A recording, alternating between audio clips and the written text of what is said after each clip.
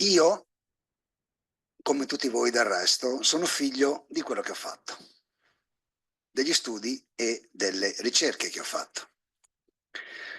Ho studiato Michel Crozier ed Erhard Friedberg, la teoria attore sociale e sistema.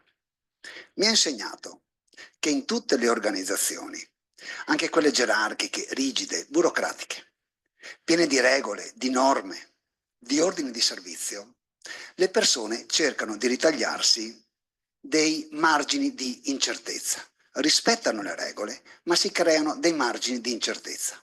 E all'interno di questi margini di incertezza cercano di esercitare, se non proprio potere, almeno un po' di influenza sulle altre persone, a prescindere dalla loro posizione gerarchica.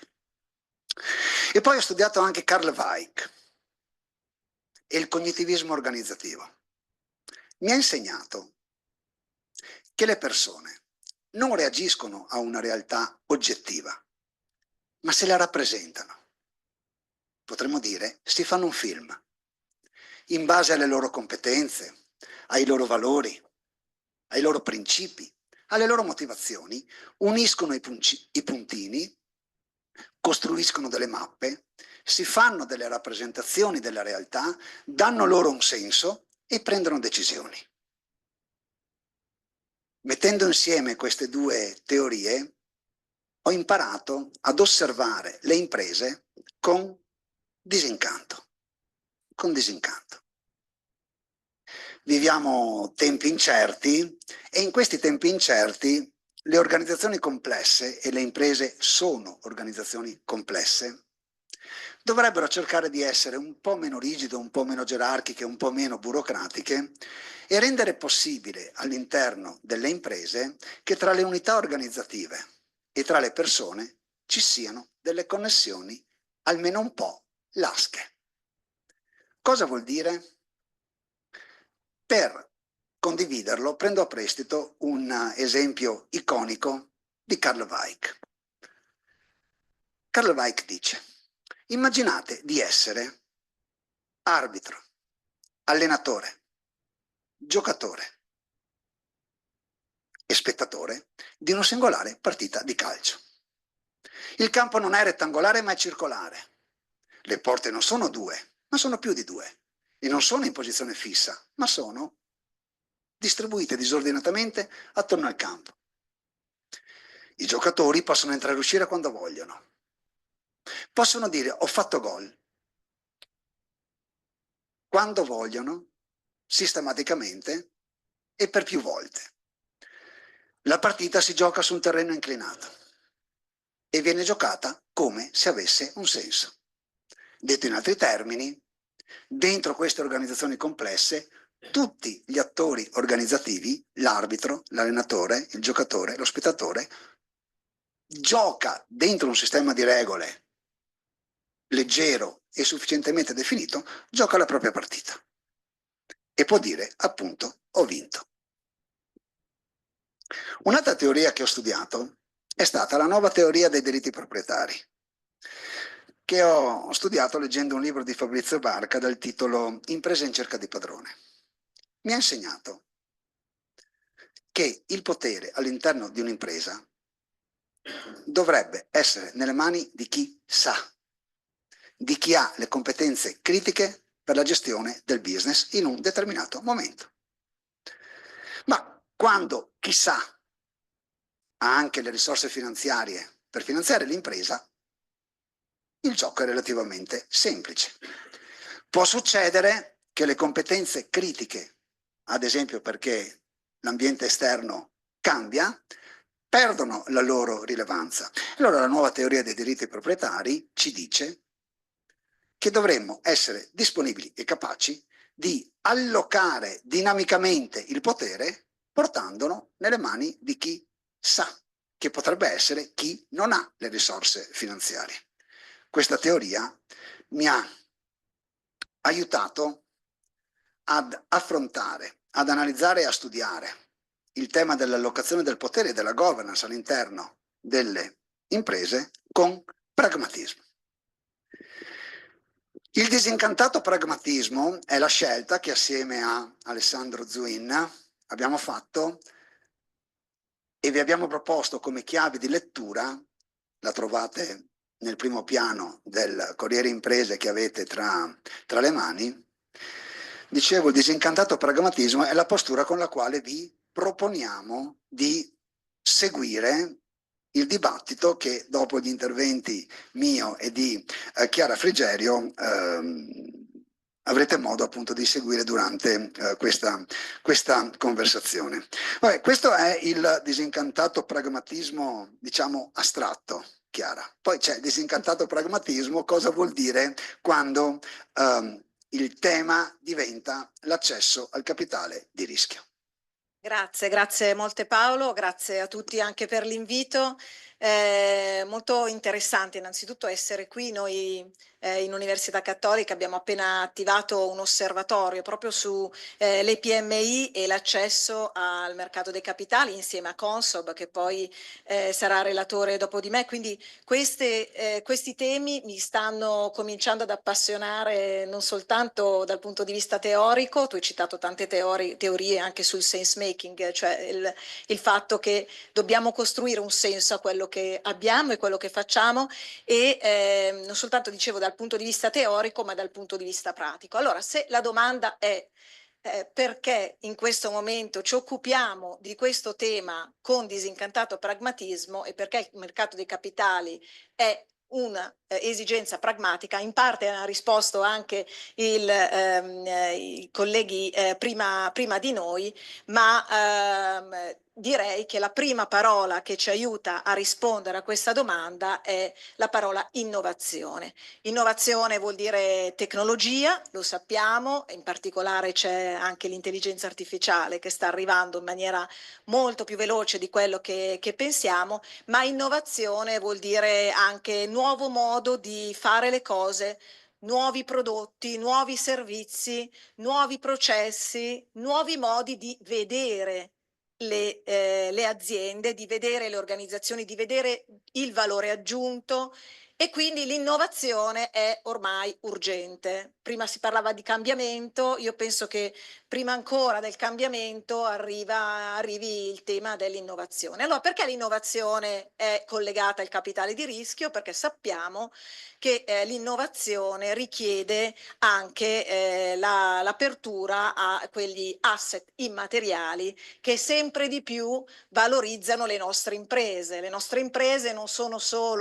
creano soltanto valore con asset materiali, quelli che piacciono tanto alle banche, ma anche con asset immateriali che spesso hanno bisogno di un'altra forma di capitale. Ecco, il futuro sarà sempre più fatto di queste imprese, no? Se pensiamo alle imprese nel mondo del digitale, sicuramente sono imprese, quindi quelle ad alta innovazione. Sappiamo quanto asset immateriali, che vuol dire anche persone, avviamento, capacità, imprenditorialità, culture, organizzazioni siano importanti. Ecco, questo modo di valorizzarle è sicuramente molto più vicino al mondo del capitale di rischio rispetto a quello del capitale bancario. Noi, attenzione, stiamo anche cercando di osservare perché poi le aziende, in particolare le PMI, che dovranno sempre più anche valorizzare questi asset, in questo momento stanno facendo fatica ad andare sul capitale di rischio, no? Perché si definisce tale, e effettivamente le complessità per il capitale di rischio non sono banali, ed ecco perché abbiamo creato un osservatorio. Abbiamo analizzato anche quali sono le realtà, le PMI che hanno deciso di aprire il loro capitale di rischio alla quotazione, che, come è stato detto prima, è una delle forme del capitale di rischio. Guardate, in Italia in questo momento, se consideriamo PMI, cioè le imprese che vanno dai 10 ai 1000, mettiamoci anche il mid cap, ai 1000 dipendenti, se utilizziamo diciamo, lo strumento dei dipendenti, noi vediamo che circa sono quotate 250, ecco, diciamo numero in più, numero in meno, aziende. Di questo posso dire che solo il 7% del nord-est. La fa da padrona per ora.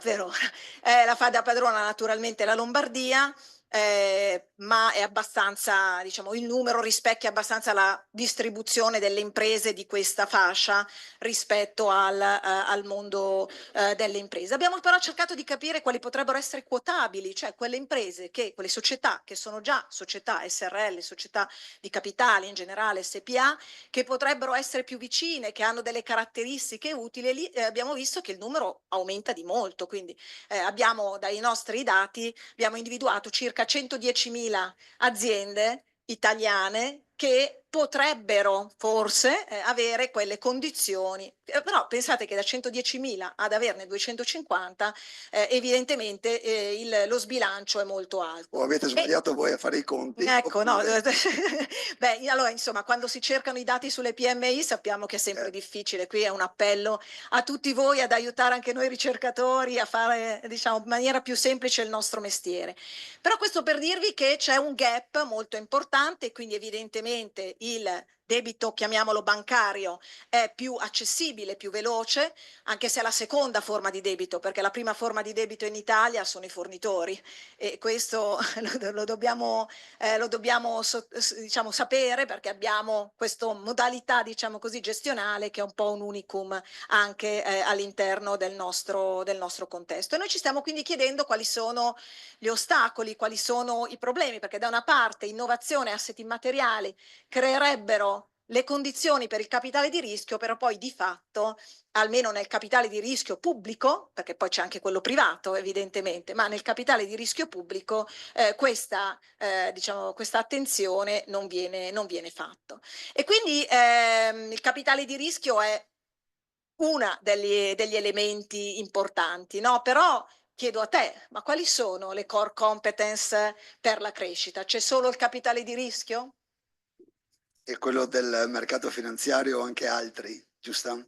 Vabbè, se assumiamo che se ci state ad assumere la postura del disincantato pragmatismo per affrontare la tematica di cui Chiara ci ha parlato, secondo noi si aprono delle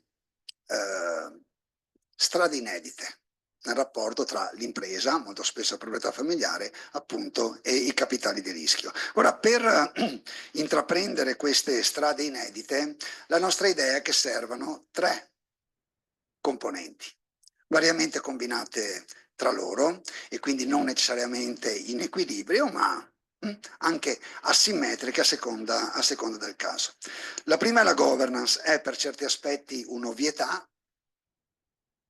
ma la capacità per un'impresa di dotarsi di un'architettura di governance che non sia solo adempimento giuridico amministrativo, ma ad esempio che faccia del consiglio di amministrazione il vero organo propulsore dell'impresa, questa trasformazione è una trasformazione che è alla portata di tutte le imprese, a prescindere dalla dimensione, e che permette all'organo di governo, nel caso specifico il Consiglio, di essere il luogo dove si fa pianificazione, dove si fa strategia e dove si fa controllo. Questo, in alcuni casi, passa attraverso il coinvolgimento di componenti esterne alla compagine proprietaria che apportano relazioni, che apportano competenze o apportano risorse non finanziarie ma cognitive.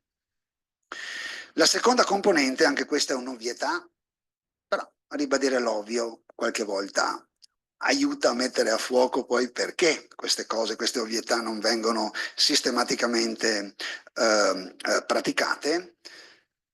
Servono team di vertice che con rigore e metodo sanno interloquire con la governance, qualunque essa sia, sanno adottare prassi all'altezza con quella complessità di gestione che ho evocato prima e che è sotto gli occhi di tutti a fronte dei fenomeni anche che stiamo vivendo. Un management all'altezza è tendenzialmente attratto da imprese dove la governance ha almeno alcune delle nuance che ho citato prima. La terza componente è un po' meno, diciamo che è un po' meno scontata, un po' meno ovvia, ed è la cultura organizzativa e in particolare proprietaria. Quello che verosimilmente potrà aiutarci, non dico a portare migliaia di imprese all'apertura del capitale, ma un numero un po' più elevato di quello che Chiara tu prima hai citato, è una cultura organizzativa e proprietaria, e in particolare delle famiglie proprietarie, che in maniera consapevole, senza derive ideologiche e senza, in alcuni casi, commenti retorici relativamente alla relazione che si può avere con il capitale di rischio. Allora dicevo una cultura organizzativa e proprietaria che affronti in maniera laica il tema dell'accesso al capitale di rischio. Quando serve, se serve e per certi aspetti fino a quando serve, e quindi fare anche la marcia indietro in alcuni casi, se inserito in un disegno, in questo disegno che vi ho sinteticamente tracciato, non è necessariamente una scelta, una decisione, un passo indietro del quale dovremmo in qualche modo, non dico vergognarci, ma non necessariamente dobbiamo viverla in maniera problematica, appunto dobbiamo affrontarla con disincantato pragmatismo, come dicevo prima. Allora, se è vero questo, e quindi se è vero che la disponibilità a valutare con consapevolezza, senza approcci ideologici e senza retorica, il capitale di rischio, se questo è vero, allora la domanda che sorge spontanea, e ti ripasso il puntatore e la parola, è mettere a fuoco quali possono essere le ragioni o i principi o le motivazioni per le quali in alcuni momenti certi capitali di rischio aiutano la crescita e quando invece magari arriva il momento di dire separiamo le strade in maniera laica. Assolutamente, grazie per questo ping pong, insomma, che stiamo facendo. Sicuramente la grande domanda che tutti fanno è: ma esiste un'unica soluzione possibile? Allora, chiedere a chi studia organizzazione aziendale come te se esiste una unica diciamo best way. Guardate, abbiamo abbandonato gli studi sulle one best way, il professor Costa lo sa, da Taylor e da Ford. Quindi non esiste un'unica soluzione che va bene per tutti, naturalmente. Però ci sono alcuni elementi di attenzione che vorrei un po' portarvi. Il primo l'avete citato, lo citavi anche tu, è stato citato anche prima, è il ciclo di vita dell'impresa.